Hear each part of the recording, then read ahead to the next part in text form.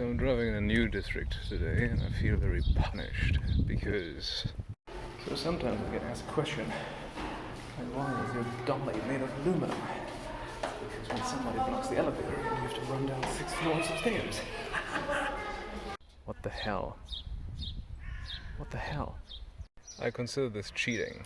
I'll tell you this because my GPS does not discern between 40A or C. It just tells me, hey, there's this many packages in 40. And I'm really happy because I can empty the car. And then I can't because of this. This is how my morning starts. Similar to me not starting the car because it's a new car. It's hard. Let me preface this with, it's cool week, as in, it's like 58, which is lovely, amazing, love it. This is the preface. So, there's a podcast I really like, and it's called Marketplace. And on Fridays, they do a segment, which is lovingly called Hollowed Out Shell Fridays. Actually, I think now that I said it, it's Wednesdays, because it's like when you peak. And yeah, it is. It definitely feels like it, only that it's Tuesday.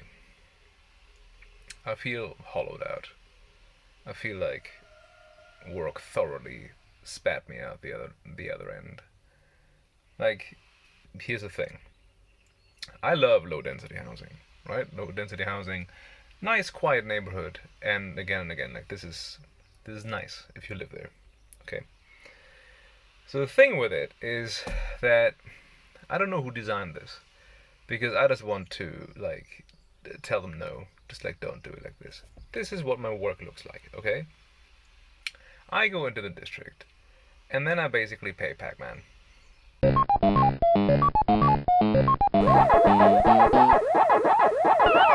It's insane. So you go in and around, and then, oh no, God beware, there's a car. Well, now you're screwed. Oh, what is this? You forgot a package that was like wrongly coded, so you didn't know that was there. Oh, you just lost. Oh, you did anything that, oh, some car is blocking you, and you don't know who it is, and someone just parked weird, and this is how much space I have, and this is how big my car is. Yeah, you lose. And this is just today. Like yesterday was different, and again, like I could say, hey Alex, you know what? There's districts that are way worse than this. You know, like in the middle of the city, lots of traffic, whatever. Yeah, that is true, but that's like saying, at least you're not playing on hardcore. That doesn't make hard easier. You know what I mean? Like that's, I don't know. It's really like days like today. I'm like, it's really time for a major change. But then like the last months and years sweep back in and was like, no, that's change is scary. And I want to say, you know what? Yeah, it is. But let's just do it. Let's just go. Like go means go. And it's that's where I am today. It is Tuesday. After today, I have 2 more days of work. Oh, hi. Hello and welcome to The Void, as I call the Brew's Clues studio, in which I don the traditional Brew's Clues garb, while my laptop just did a very rare blue screen of death. And I'm waiting for it to start. But I also didn't want to end the video at work with just a straight cut off, going straight to Brew's Clues, the one episode that I'm really proud of this week, about FBI and encryption. You know, why not cram that in under 2 minutes? It is now Saturday, which is now a day of celebration for both of us, because I have been vaccinated yesterday, which means that I will not mention it again in the video. Isn't that exciting?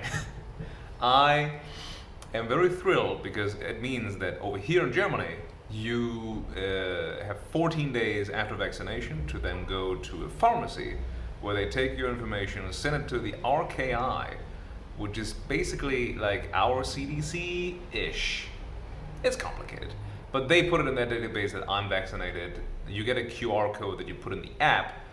Yes, the same app that Germany offered to everybody and only a few took to cover the spread of disease and see who's connected to everybody. It was kind of like a privacy issue, but also not, because it doesn't store anything anyway. I'm very glad that I have 4 days off now, because this was a buffer one I had these 4 days off anyway, but also I didn't really know how to take the second shot. It is now almost 2 p.m. the day after, and I don't have anything. It's even better than the first shot. The first shot, my arm was sore. So, yeah, nothing really. Just staying at home, drinking coffee. This is probably my 6th cup. And, yeah. I will leave you to the Brew's Clues of this week. Again, FBI encryption. I changed the tagline because why not? It did take me 17 minutes to record this one. Anyway, I hope you're all well, and I will talk to you next week, when maybe one of those days will be my birthday. Who knows? I love you all. Bye-bye. Good morning and welcome to Brew's Clues, where I tell you about news that should be headlines but aren't. Last Tuesday, the US Department of Justice announced Trojan Shield, which includes the FBI running its own encrypted chat platform called Anom, specifically designed for transnational crime organizations, and thanks to that, all last week there were hundreds of arrests worldwide. This operation would then hopefully keep criminals guessing whether or not a communications platform is a legitimate business or secretly run by the feds. But why? When lobbying to haul encryptions in the 90s didn't work, the feds quickly turned to lobbying the private sector to install backdoors instead. But because they can't lobby everybody and encryption gets better and better over time, they needed a different approach. And especially in the last decade, there was a general shift relying on social media for communication. I mean, could you go back to plain texting after Facebook Messenger, WhatsApp, Telegram, Signal, and all the others? Trojan Shield is controversial because the FBI might not actually have had the legal authority to carry it out in the US. But that's why you team up with over 100 other countries in the nifty laws.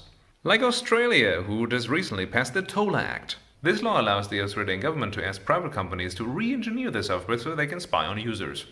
Australia's laws also allow for extensive wiretapping that goes way further than anything available in the US. Now, you could say that the FBI is laundering its surveillance through other countries, or if they can't break encrypted technologies, they break a confidence in them instead. But what is the real cost here? The terrible danger in this is that you're eroding trust, and if you erode trust, everything else goes down the drain too.